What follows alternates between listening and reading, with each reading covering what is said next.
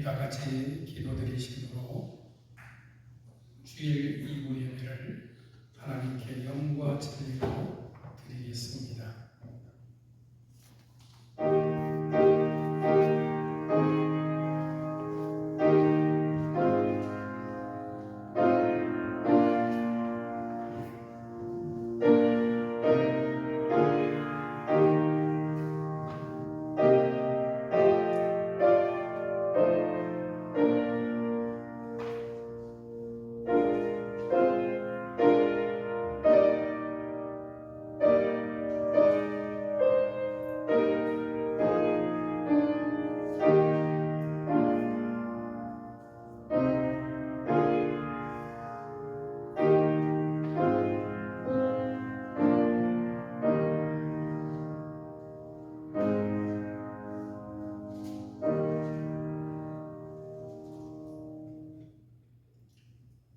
온 땅이여 여호와께 즐거운 찬송을 부를지어다. 기쁨으로 여호와를 섬기며 노래하면서 그의 앞에 나아갈지어다. 존귀와 영광을 받으시기에 합당하신 하나님 아버지, 오늘 거룩한 주일에 저희를 주님의 전으로 불러와 주시니 감사합니다. 지난 한 주간도 저희의 삶을 붙들어 주시고 때로는 넘어지고 흔들릴 때에도 변함없는 사랑과 은혜로 인도해 주심을 감사합니다. 이 시간 저희가 세상의 근심과 걱정을 내려놓고 오직 주님만을 바라봅니다. 주님과의 깊은 만남을 사모하며 이 예배 가운데 나와서오니 성령께서 저희의 마음의 문을 열어주시고 주님의 음성을 듣게 해 주옵소서. 저희의 메마른 심령을 주님의 생수로 채워주시고 상한 마음을 위로하시며 약한 영혼에 새 힘을 주옵소서. 예배의 모든 순서마다 주님의 은혜가 충만하기를 원합니다. 찬양을 통해 주님의 영광을 높이게 하시고 말씀의 선포를 통해 주님의 뜻을 분별케 해 주옵소서. 저희 예배를 기뻐 받아주시고 이 예배를 통하여 주님의 이름만이 높임을 받으시옵소서. 모든 감사와 영광을 우리 구주 예수님의 이름으로 기도하옵나이다. 아멘. 다같이 이 자리에서 일어나셔서 찬송가 15장 보겠습니다.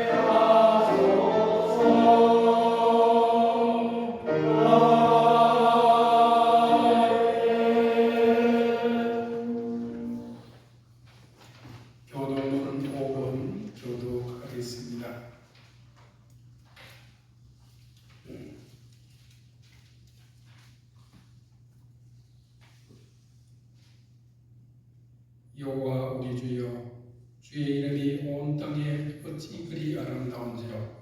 주의 영광이 하늘에 돋아있다. 주의 대적으로 말미암아 어린아이들과 젖먹이들의 입으로 권능을 세우시며 일본 수술과 목자를 정정하게 하여 주십니다. 주의 손가락으로 만드신 주의 하늘과 주께서 베풀어주신 하늘과 하늘을 향하오니 사람이 무엇이기에 주께서 그를 생각하시며 인자가 무엇이기에 주께서 그를 돌보시나이까. 그를 하나님보다 조금 못하게 하시고 영원한 중으로 하나님을 주시나이까. 주의 손으로 만드신 것을 다스리게 하시고 만물을 그의 발 아래 두셨으니 곧 모든 소와 양과 들짐승이며 공중의 새와 바다의 물고기와 바다에 다니는 것입니다. 여호와 우리 주여, 주의 이름이 온 땅에 어찌 그리 아름다운지요. 아멘. 사도신경으로 우리의 신앙을 고백하겠습니다. 나는 전능하신 아버지 하나님 천지의 창조주를 믿습니다. 나는 그의 유일하신 아들 우리 주 예수 그리스도를 믿습니다. 그는 성령으로 잉태되어 동정녀 마리아에게서 나시고 본디오 빌라도에게 고난을 받아 십자가에 못 박혀 죽으시고 장사된 지 사흘 만에 죽은 자 가운데서 다시 살아나셨으며 하늘에 오르셔 전능하신 아버지 하나님 우편에 앉아 계시다가 거기로부터 살아있는 자와 죽은 자를 심판하러 오십니다. 나는 성령을 믿으며 거룩한 공교회와 성도의 교제와 죄를 용서받는 것과 몸의 부활과 영생을 믿습니다. 아멘. 자리에 앉으셔서 찬송가 254장 부르겠습니다.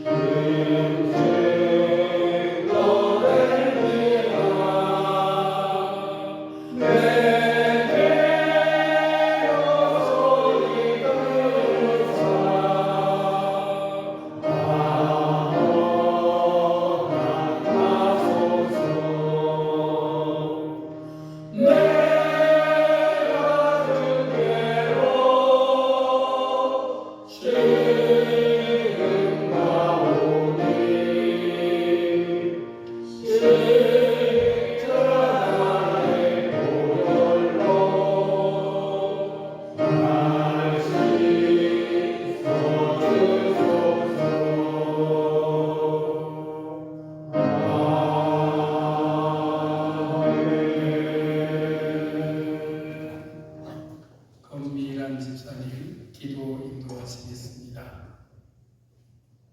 자애로우신 하나님, 6월의 첫날 이렇게 모두 함께 하느님께 기도드리는 시간을 허락해 주셔서 감사드립니다.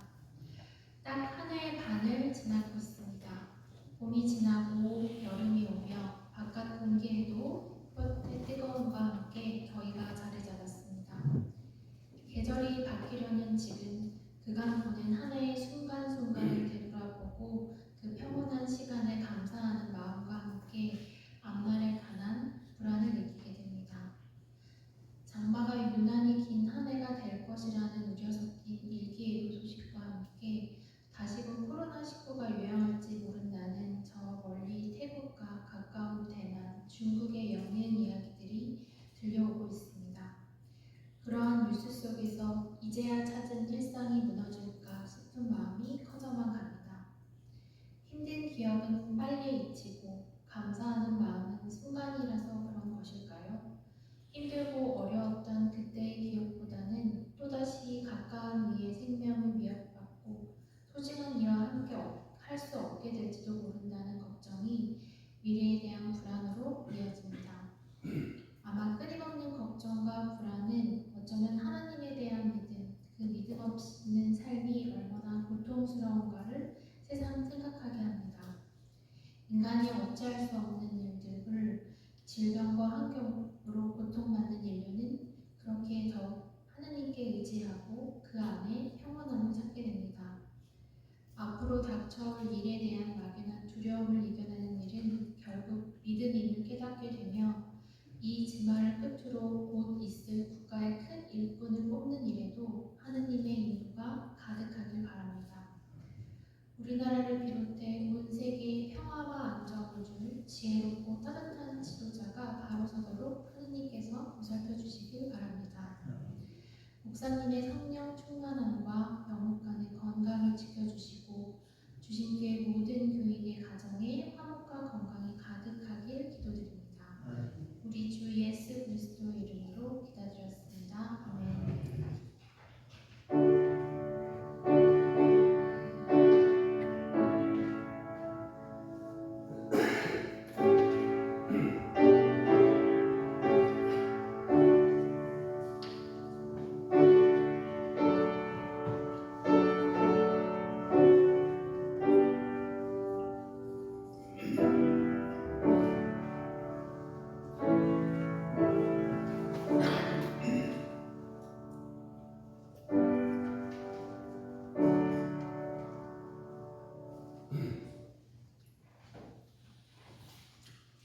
이 시간 우리에게 주시는 하나님의 말씀은 사무엘상 16장 1절에서 13절 말씀입니다.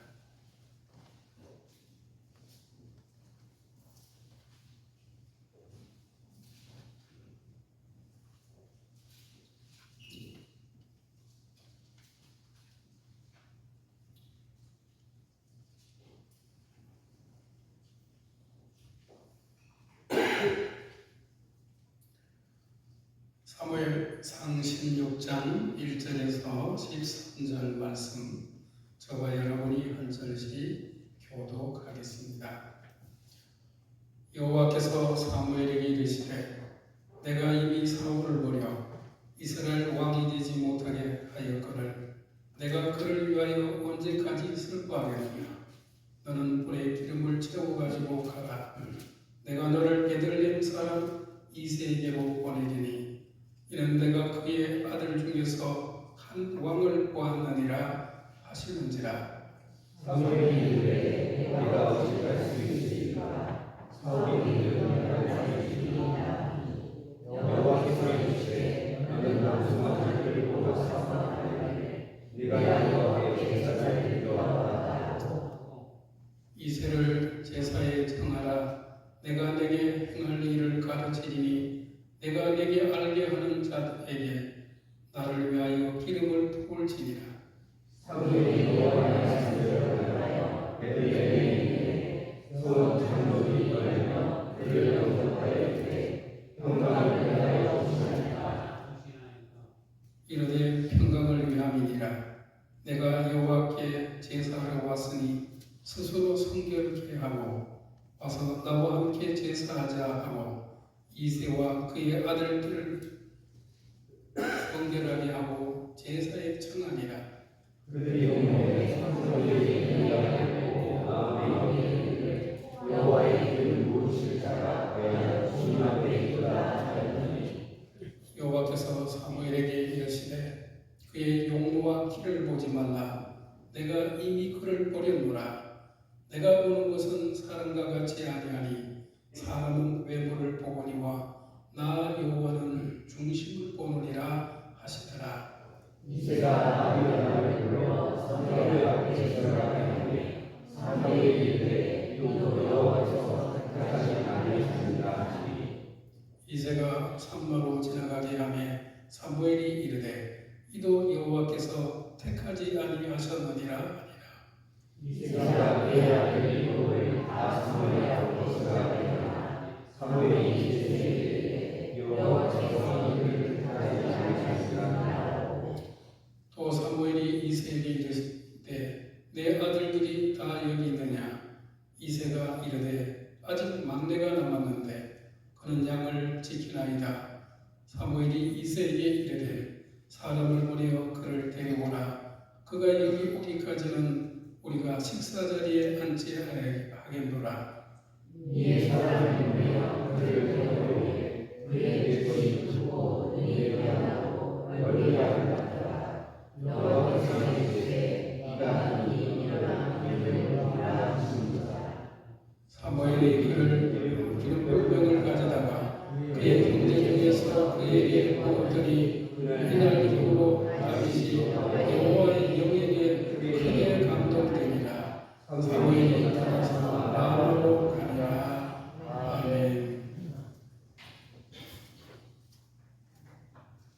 성도 여러분, 혹시 어릴 적 시골 마을에서 할머니와 함께 밤하늘을 올려본 기억이 있으실까요?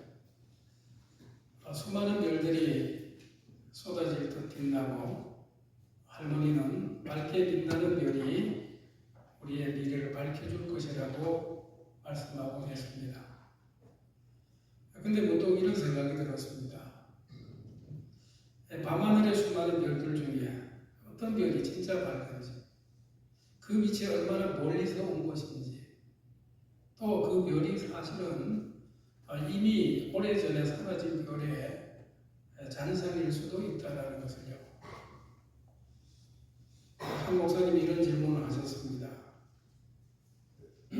목사님, 우리 교회 성도들이 선거 때마다 너무 혼란스러워 합니다. 어떤 분은 경제를 우선시하고, 어떤 분은 도덕성을 중시하고, 또 어떤 분은 종교의 자유를 가장 중요하게 생각을 합니다. 과연 하나님이 원하는 지도자는 어떤 사람일까요? 이 질문은 단순해 보이지만 실제로는 신앙과 관련된 아주 중요한 문제죠. 우리는 한국 미래를 결정할 중요한 시점, 21대 대통령 선거를 코앞에 두고 있습니다. 많은 사람들이 누가 이 나라의 대통령이 되어야 할지를 고민하고 각자의 기대와 바람을 가지고 후보들을 바라보고 있을 것입니다. 마치 밤하늘의 별을 보는 것처럼 우리는 후보들의 말과 행동, 또 정책과 비전을 봅니다. 하지만 과연 우리는 무엇을 기준으로 누구를 선택해야 될까요? 우리의 육신으로 보는 것만으로도 충분할까요? 오늘 우리는 사무엘상 16장 1절에서 13절 말씀을 통해서 하나님이 사울을 대신해서 다윗을 이스라엘의 왕으로 세우시는 장면을 묵상하고 진정으로 하나님의 마음에 합한 지도자가 누구고 우리는 어떤 눈으로 이 시대를 분별하고 투표해야 될지를 함께 상고하고자 합니다. 사무엘상 16장은 비극적인 사울 왕의 통치 이후에 하나님이 새로운 왕을 세우시는 역사적인 전환점을 보여주고 있습니다. 이 말씀은 단순한 역사적 기록을 넘어서 오늘 우리에게 지도자 선출의 영적 원리를 가르쳐주고 있습니다. 사울은 이스라엘의 첫 번째 왕이었지만 하나님의 명령을 불순종하고 자기 마음대로 행함으로써 결국은 하나님께 버림을 받았습니다. 이제 하나님은 사무엘에게 새로운 왕을 세우라고 하십니다. 사울이 하나님을 떠날 때 하나님은 새로운 왕을 세우시기 위해서 사무엘을 이새의 집으로 보내셨습니다. 그 과정에서 우리는 하나님이 지도자를 선택하는 기준이 인간의 기준과 얼마나 다른지를 분명하게 보게 됩니다. 오늘 1절입니다. 여호와께서 사무엘에게 이르시되 내가 이미 사울을 버려 이스라엘 왕이 되지 못하게 하였거늘 내가 그를 위하여 언제까지 슬퍼하겠느냐. 너는 뿔에 기름을 채워 가지고 가라. 내가 너를 베들레헴 사람 이새에게로 보내리니 이는 내가 그의 아들들 중에서 한 왕을 보았느니라. 하나님은 사울을 왕으로 삼은 것을 후회한다고 그랬습니다. 여기서 이 후회라는 것은 인간적 감정의 변화라기보다는 불순종한 사울에 대한 하나님의 최종적인 판결이자 깊은 슬픔의 표현인 것입니다. 통치자의 불순종이 단지 개인의 문제가 아니고 온 공동체의 운명을 좌우한다고 하는 엄중한 현실을 보여주는 것입니다. 하나님은 제가 당신의 마음을 아프게 하지만 그럼에도 불구하고 당신의 뜻을 이루기 위해서 새로운 길을 여신다는 것을 보여주십니다. 사무엘은 사울에 대한 미련과 슬픔에 잠겨 있었지만 하나님은 그에게 과거에 머무르지 말고 미래를 향해 나아가라고 말씀하시는 것입니다. 너는 뿔에 기름을 채워 가지고 가라. 이는 새로운 시작을 위한 명령인 것입니다. 오늘날 우리는 과거 지도자들에 대한 실망과 아쉬움에 머물러 있을 때가 많죠. 그러나 하나님은 우리에게 과거를 뒤로 하고 새로운 지평을 열어갈 것을 요청하시는 것입니다. 우리의 눈을 들어서 하나님의 주권적 계획을 바라보아야 합니다. 하나님은 내가 그의 아들들 중에서 한 왕을 보았느니라고 말씀하고 계십니다. 이미 하나님의 선택은 끝났다는 거죠. 우리가 해야 될 것은 그 선택을 발견하고 순종하는 것입니다. 이것이 바로 선거에 임하는 우리의 자세여야 합니다. 하나님은 이미 예비한 당신의 뜻을 겸손히 구하고 우리가 잘 분별하는 것입니다. 사무엘은 하나님 명령을 따라서 이새의 집으로 갑니다. 그리고 이새의 첫째 아들 엘리압을 보며 놀라고 생각을 합니다. 마음이 이르기를 여호와의 기름 부으실 자가 과연 주님 앞에 있도다. 그는 속으로 생각했어요. 엘리압의 외모가 아주 출중하고 키가 커서 왕이 될 만한 위풍당당한 모습을 갖추고 있었습니다. 마치 사울과 같았습니다. 사무엘은 인간적 시선으로 봤을 때 엘리압이 왕이 될 자격이 충분하다고 판단했습니다. 하나님의 종이요 선지자인 사무엘조차도 외적 모습에 현혹될 수 있음을 보여주는 것입니다. 이것이 얼마나 오늘 우리의 모습과 닮아 있습니까? 우리는 속보다도 겉을 많이 봅니다. 하지만 바로 이때 하나님의 음성이 들려집니다. 여호와께서 사무엘에게 이르시되 그의 용모와 키를 보지 말라. 내가 이미 그를 버렸노라. 내가 보는 것은 사람과 같이 아니하니 사람은 외모를 보거니와 나 여호와는 중심을 보느니라 하시더라. 이 말씀이 오늘 설교의 핵심이라고 하겠습니다.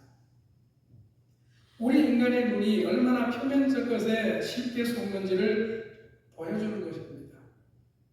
우리는 보이는 것, 즉 외모, 학력, 경력, 화려한 훈련, 이미지 등에 현혹되기가 쉽죠. 이런 것을 잘 현혹되기 때문에 광고 등 이런 것을 흑대하는 것을 보게 됩니다.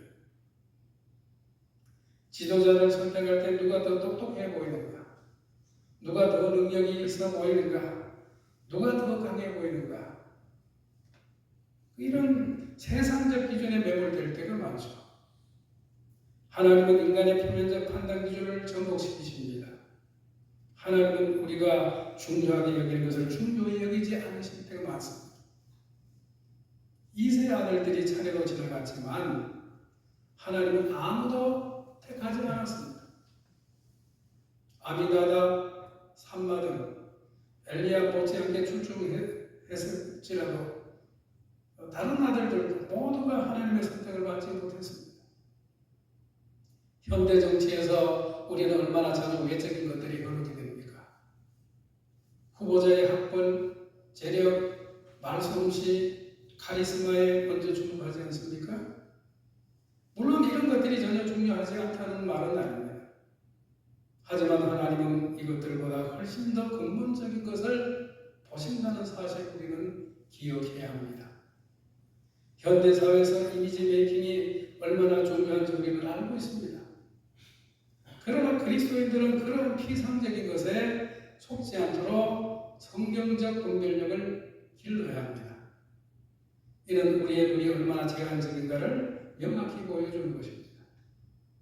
하나님은 사람은 외모를 보거니와 나 여호와는 중심을 보느니라고 분명하게 말씀하고 계십니다.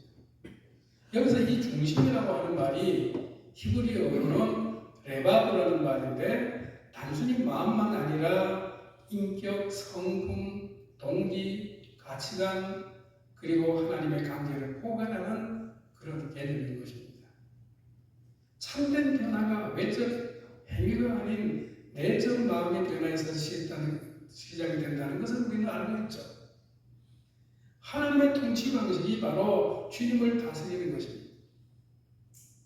중심을 다스리는 것입니다. 하나님이 중심을 보신다는 것은 그 사람의 가장 깊은 동기와 의도를 보신다는 뜻입니다. 그가 정말로 하나님을 경외하는지, 정의를 사랑하는지, 겸손한 마음으로 하나님과 동행하려 하는지를 보신다는 것입니다. 그럼 우리는 지도자를 선택할 때 무엇을 보아야 될까요? 첫째는 그의 품성입니다.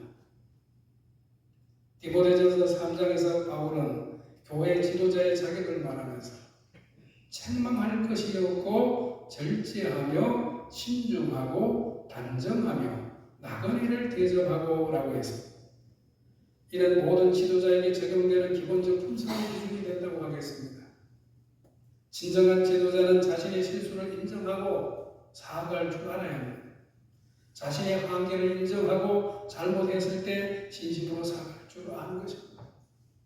교만한 자는 절대로 자신의 잘못을 인정하지 않습니다. 그 다음에 두 번째 그의 과거의 모습입니다. 누가복음 16장 10절 보면은 주님께서 지극히 작은 것에 충성된 자는 큰 것에도 충성되고 라고 하셨죠. 작은 일에서 어떤 모습을 보였는지가 큰 책임을 맡았을 때의 모습을 예측하게 해주는 것입니다. 그렇기 때문에 그가 약자를 어떻게 대했는지를 보아야 합니다. 시편 72편 12절에서 13절 보면 그는 궁핍한 자가 부르짖을 때 건지며 도움이 없는 가난한 자도 건지며 그는 가난한 자와 궁핍한 자를 불쌍히 여기며 라고 했습니다. 진정한 지도자는 사회의 가장 연약한 사람을 돌보는 마음을 가지는 사람입니다. 세 번째는 그의 가치관과 비전입니다. 잠언 28장 18절 보면 묵시가 없으면 백성이 방자히 행하거니와 율법을 지키는 자는 복이 있느니라 그랬습니다. 진정한 지도자는 하나님의 뜻에 근거한 명확한 비전이 있어야 합니다. 그가 하나님을 경외하는가를 보아야 합니다. 잠언 9장 10절 보면 여호와를 경외하는 것이 지혜의 근본이오라고 했죠. 하나님을 두려워할 줄 아는 사람은 권력을 남용하지 않습니다. 다윗이 선택받은 이유를 보면 더욱 명확해지죠. 그는 막내였고 양을 치는 일을 하고 있었습니다. 사회적 지위로 보면 가장 미미한 존재였습니다. 심지어 가족들까지도 그를 간과했죠. 그런데 하나님은 바로 그를 선택하신 것입니다. 사무엘이 이새에게 이르되 내 아들들이 다 여기 있느냐? 이새가 이르되 아직 막내가 남았는데 그는 양을 지키나이다. 사무엘이 이새에게 이르되 사람을 보내어 그를 데려오라. 그가 여기 오기까지는 우리가 식사자리에 앉지 아니하겠노라. 다윗은 형제들로부터도 인정받지 못하고 들판에서 홀로 양을 치는 자였습니다. 그러나 하나님은 그를 보셨고 그를 택하셨습니다. 왜냐하면 다윗은 양을 돌보는 목자로서 백성을 돌볼 왕의 마음을 이미 가지고 있었기 때문입니다. 사도행전 13장 22절에서 하나님은 다윗에 대해 말씀하심을 볼 수 있습니다. 내가 이새의 아들 다윗을 만나니 내 마음에 맞는 사람이라. 내 뜻을 다 이루리라. 내 마음에 맞는 사람이라는 이 표현이 핵심이죠. 다윗이 완벽한 사람이어서가 아니라 하나님을 향한 그의 마음이 진실했기 때문입니다. 실제로 다윗은 나중에 바세바 사건으로 큰 실수를 하기도 했죠. 하지만 그때조차도 그는 진정으로 회개했고 하나님과 관계를 회복하려고 노력했습니다. 하나님이 찾아주시는 것은 죄 없는 완벽한 사람이 아니라 죄를 깨닫고 하나님 앞에 겸손히 회개할 줄 아는 사람입니다. 그리스도인의 성화가 단순히 겉모습의 변화가 아니라 마음이 깊은 변화를 포함한다는 것을 우리는 알고 있는 것입니다. 대통령 역시도 외적인 통치 능력뿐만 아니라 내적인 성품과 영성이 중요한 것입니다. 사무엘이 기름 불병을 가져다가 그의 형제 중에서 그에게 부었더니 이날 이후로 다윗이 여호와의 영에게 크게 감동되니라.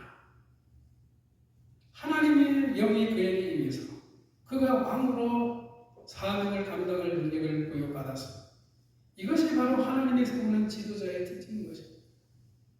하나님의 선택은 인간의 공로나 조건에 달려있지 않고 오직 하나님의 주권적인 뜻에 달려있는 것입니다. 하나님은 사무엘에게 새 왕을 세우라고 하셨을 때 사무엘은 솔직히 두려움이 있었습니다. 사울이 들이면 나를 죽이리라고 하죠. 이것은 사무엘의 신앙이 부족해서가 아닙니다. 현실적 위험을 정확하게 파악한 지혜로운 판단이었죠. 그때 하나님이 구체적이고 실제적 방법을 알려주십니다. 너는 암송아지를 끌고 가서 말하기를 내가 여호와께 제사를 드리러 왔다 하고 하나님의 뜻을 행하되 지혜롭게 행하는 것입니다. 여기서 우리는 중요한 원리를 발견하죠. 하나님의 뜻을 행할 때도 지혜가 필요하다는 것입니다. 사무엘은 하나님의 명령에 순종하되 동시에 지혜롭게 행동했습니다. 이것은 하나님의 은혜와 인간의 책임의 조화라고 할 수가 있죠. 선거에도 마찬가지죠. 우리는 하나님의 뜻을 구하는데 동시에 주어진 정보를 종합적으로 분석하고 판단할 줄 알아야 합니다. 그러면 우리 어떻게 분별해야 될까요? 성경의 원리에 비추어서 분별해야 합니다. 로마서 13장 1절에서 7절에서 바울은 정부의 권세자 역할에 대하여 말씀하고 있죠. 다스리는 자들은 선한 일에 대하여 두려움이 되지 않고 악한 일에 대하여 대나니 위정자는 선을 장려하고 악을 억제하는 역할을 해야 된다는 것을 보여주는 것입니다. 성령의 인도를 구해야 합니다. 요한복음 16장 13절에서 진리의 성령이 오시면 그가 너희를 모든 진리 가운데로 인도하시리라고 했습니다. 성령이 우리 마음에 평안을 주시거나 불안을 주심으로써 하나님의 뜻을 알려주시기도 하는 것입니다. 13절의 말씀입니다. 사무엘이 기름돌을 가져다가 그의 형제 중에서 그에게 부었더니 이날 이후로 다윗이 여호와의 영에게 크게 감동되니라. 다윗이 기름 부음을 받은 것은 그가 왕이 된 것과는 다릅니다. 실제로 그가 왕위에 오르기까지는 기름 부음을 받고도 많은 세월이 지나서 되었습니다. 사울의 핍박을 받으며 광야에 도망다니는 시간들이 있었습니다. 이것은 우리에게 중요한 교훈을 주죠. 하나님의 뜻이 이루어지는 데는 하나님의 시간이 있다는 거죠. 우리가 올바른 지도자를 선택했다고 해서 즉시 모든 문제가 해결되는 것은 아닙니다. 인내와 지속적 기도가 필요한 것입니다. 또한 때로는 우리가 지지한 후보가 선거에 질 수도 있죠. 그럴 때 우리는 어떻게 해야 될까요? 로마서 13장 1절에 보면 각 사람은 위에 있는 권세들에게 복종하라. 권세는 하나님으로부터 나지 아님이 없나니라고 합니다. 이것은 우리가 모든 정책에 동의해야 된다는 뜻은 아닙니다. 하지만 적어도 권위 자체는 인정하고 선출된 지도자를 위해 기도해야 합니다. 디모데전서 2장 1, 2절을 보면 그러므로 내가 첫째로 원하노니 모든 사람을 위하여 간구와 기도와 도구와 감사를 하되 임금들과 높은 지위에 있는 모든 사람을 위하여 하라. 이제 우리는 이 말씀을 우리의 삶과 선거라고 하는 현실에 어떻게 적응해야 할지를 생각해 봅니다. 우리는 후보자들이 하려는 의견, 막대한 공약, 그리고 미디어에 의해 만들어진 이미지를 맹목적으로 추구해서는 안 됩니다. 우리의 판단 기준은 세상의 가치관이 아니라 오직 성경적인 기준이어야 합니다. 우리의 신앙은 감각적인 것을 넘어서 영적인 실체를 보는 것입니다. 우리는 후보자들의 인격, 가치관, 겸손함, 공의를 향한 열정, 그리고 하나님의 주권을 인정하는 태도를 잘 살펴봐야 합니다. 물론 누가 진정으로 하나님 마음에 합한 자인지 우리가 100% 확신할 수는 없죠. 우리는 사무엘처럼 하나님의 직접적 음성을 듣는 특권을 누리지 못합니다. 그러나 우리는 하나님의 말씀을 통해서 배운 원리와 성령의 조명을 구하고 기도함으로써 분별력을 키울 수는 있습니다.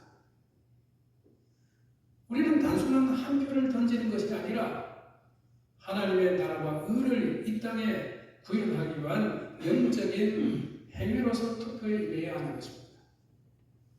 우리는 하나님의 주권을 인정하며 기도해야 합니다.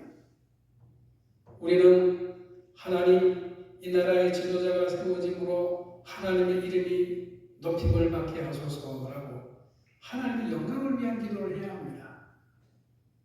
우리는 하나님 약자를 구하고 공의를 실현하며 모든 백성을 공평하게 대하는 지도자가 세워지게 하소서라고 공의와 정의를 위한 기도도 드려야 합니다. 우리는 하나님 자신의 이익보다도 국민을 섬기는 겸손한 마음을 가진 지도자가 세워지게 하소서라고 겸손과 섬김 있는 지도자의 선택을 위한 기도를 드려야 합니다. 그리고 우리는 하나님을 경외하며 그분의 말씀에 순종하려는 마음을 가진 지도자가 세워지게 하소서라고 하나님을 경외하는 지도자의 선택을 위한 기도를 드려야 합니다. 모든 행위가 하나님의 영광을 위한 것이 되어야 합니다. 우리 투표 역시도 하나님의 영광을 위한 것이 되어야 합니다. 우리는 기도를 통해서 하나님의 마음에 합한 자가 누군지, 그리고 우리가 어떤 마음으로 투표에 임해야 하는지를 성령의 인도를 구해야 합니다. 우리는 단순히 누가 더 잘할까를 넘어서 누가 하나님의 뜻에 더 가까운 결정을 내릴까를 고민해야 합니다. 물론 완벽한 후보는 없을 것입니다. 모든 인간은 죄인이기 때문입니다. 하지만 우리는 그 중에서 자선을 선택하는 지혜를 구해야 합니다. 이것은 단순히 투표용지에 도장을 찍는 행위를 넘어서는 것입니다. 진정한 그리스도인의 정치 참여는 다음과 같은 모습을 보여야 합니다. 먼저 기도로 시작해야 합니다. 사무엘이 다윗을 선택하기 전에 하나님께 묻고 기다린 것처럼 우리도 투표하기 전에 하나님의 지혜를 구해야 합니다. 주님, 이 나라와 민족을 위해서 누가 더 합당한 지도자인지 분별할 수 있는 지혜를 주옵소서라고 간구해야 합니다. 우리는 성경적 가치관으로 분별해야 합니다. 후보자의 공약과 철학이 성경의 가르침과 얼마나 부합하는지를 살펴봐야 합니다.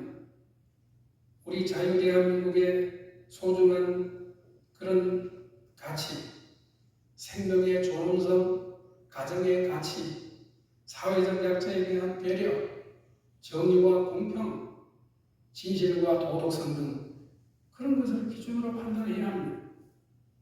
보여지는 표면적인 것에 속지 말아야 합니다. 하나님이 사무엘에게 사람은 외모를 보거니와 나 여호와는 중심을 보노니라 말씀한 것처럼 우리도 화려한 언변이나 외적인 조건보다는 후보자의 그런 진정한 인품과 가치관을 분별해야 합니다. 투표 후에도 책임을 다해야 합니다. 선출된 지도자를 위해 지속적으로 기도하고 옳은 정책에는 지지하고 잘못된 방향으로 갈 때는 성경적 양심에 따라서 목소리를 내야 합니다.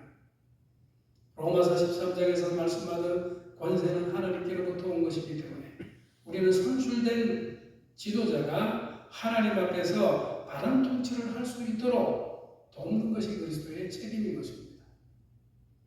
마지막으로 우리의 궁극적 소망은 이 땅의 지도자가 아니고 하나님 나라에 있다는 것을 기억해야 합니다. 어떤 후보가 당선되든 실망하거나 절망할 것이 아니고 하나님의 주권을 신뢰하고 우리에게 주어진 시민으로서의 의무를 성실히 감당해야 합니다. 미국의 링컨 대통령이 어린 시절 이야기입니다. 한 정치인이 링컨의 아버지에게 당신 아들이 정치에 관심이 있다는데 어떤 후보를 지지하도록 가르치고 있습니까? 물었습니다. 그때 링컨의 아버지는 이렇게 대답했다고 합니다. 나는 아들에게 특정 후보를 지지하라고 가르치지 않습니다. 대신에 성경을 읽고 기도하며 하나님이 기뻐하시는 지도자가 누구인지 스스로 분별하라고 가르치고 있습니다. 이것이 바로 그리스도인 부모가 자녀에게 가르쳐야 할 정치 교육이고 우리 모두가 가져야 할 자세인 것입니다. 사랑하는 성도 여러분, 이제 이틀 후 우리는 투표장에 갈 것입니다. 그곳에서 우리는 단순한 선택을 하는 것이 아니라 하나님의 주권과 뜻을 구하고 이 나라의 미래를 위한 영적 책임을 다하는 것입니다. 하나님의 마음이 합한 대통령을 세우기 위해서 우리의 눈이 아니라 영적인 눈으로 분별하고 겸손히 기도하며 주님의 인도를 따라서 나의 소중한 한 표를 행사해야 되겠습니다. 그래서 이 나라가 하나님의 뜻 가운데 바르게 세워져 가고 이 땅에 하나님의 공의와 정의와 사랑이 충만하게 이루어지도록 하십시다. 기도하겠습니다. 사랑과 은혜가 풍성하신 하나님 아버지, 사무엘에게 다윗을 선택하게 하신 하나님의 지혜를 우리에게도 허락하여 주옵소서. 이 땅의 지도자를 선택하는 일에 하나님의 마음에 합한 사람을 잘 분별할 수 있는 영적인 분별력을 주옵소서. 우리의 한 표가 하나님의 나라의 가치를 담아낼 수 있게 해주시고 올바른 주권을 행사함으로 하나님의 마음에 합한 지도자를 세울 수 있게 해주옵소서. 선출되는 지도자가 주님의 공의와 사랑으로 이 땅을 다스릴 수 있도록 도와주옵소서.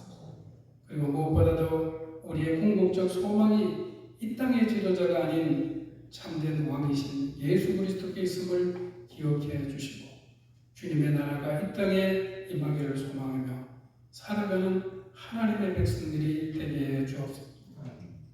예수님의 이름으로 기도하옵나이다.